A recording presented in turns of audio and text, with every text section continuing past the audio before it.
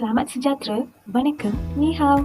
Kami dari Kumpulan 2 ingin menyampaikan video yang bertema isu-isu yang berkaitan dengan peranan etika dan berhadapan mendokong tanggungjawab sosial di Malaysia dan bertajuk Tanggungjawab Sosial Terhadap Masalah Pencemaran Air.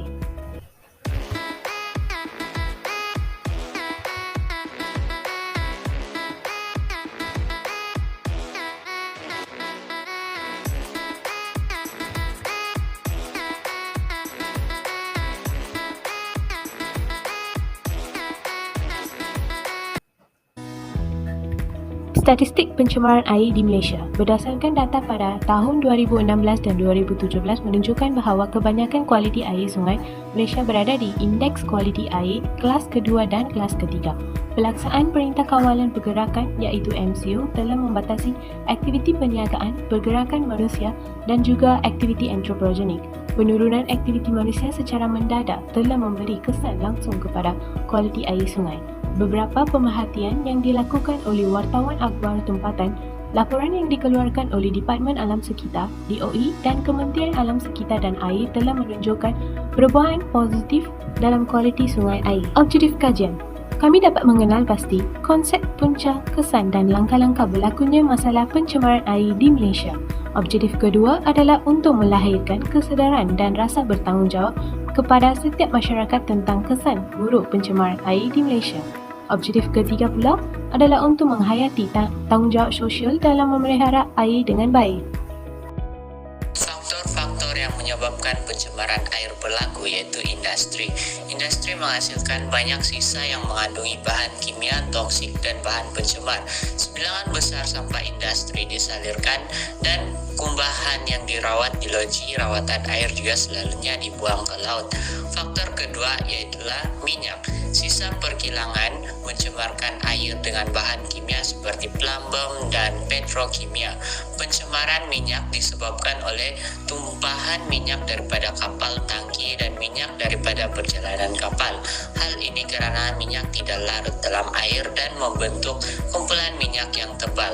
Faktor ketiga pula sektor pertanian.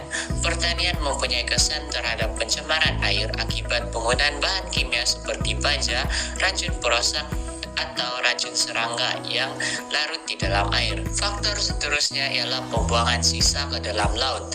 Sampah seperti plastik, kertas, aluminium, makanan, gelas atau getah telah dibuang ke laut. Barang-barang ini memakan masa berminggu-minggu hingga beratus-ratus tahun untuk mengurai dan ia menjadi penyebab utama pencemaran air. Kesan pencemaran air. Pencemaran air boleh menjejaskan kehidupan akuatik. Hal ini karena sisa toksik daripada industri yang dibuang menyebabkan sisa kimia berkumpul di laut dan pH air juga akan meningkat yang menyebabkan kesan yang boleh membawa maut dan kehilangan habitat kepada hidupan laut. Kesan kedua ialah menjejaskan kesihatan manusia. Kehidupan laut seperti ikan dan kerang yang dimakan oleh manusia boleh mengakibatkan penyakit seperti keracunan makanan dan sebagainya. Kesan terakhir ialah mengurangkan tekanan oksigen di dalam air. Hal ini berlaku kerana sisa kumbahan dan sisa toksik yang terkumpul di atas permukaan air akan mengurangkan cahaya menembusi air dan mengganggu proses fotosintesis. Bersedialah Bibi. Hari ini kita akan makan ikan segar dari sungai. Ya. Papa pancinglah. Pipi makan dulu. Nyam. Tengok, kejap je dah dapat ikan. Hai, ini kan plastik sampah. Beginners bad luck. Kita cuba lagi. Ya. Yeay, dapat ikan. Aduh, hancur harapan kebenaran.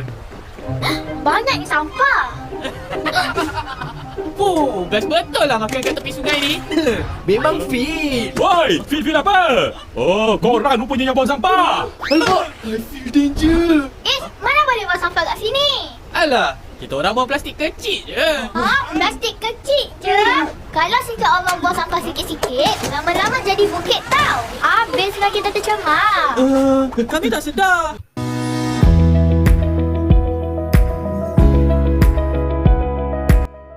Mereka mempunyai tanggung jawab sosial untuk mengatasi isu pencemaran air, yaitu alam sekitar akan terlihat lebih bersih dan nyaman untuk didiami.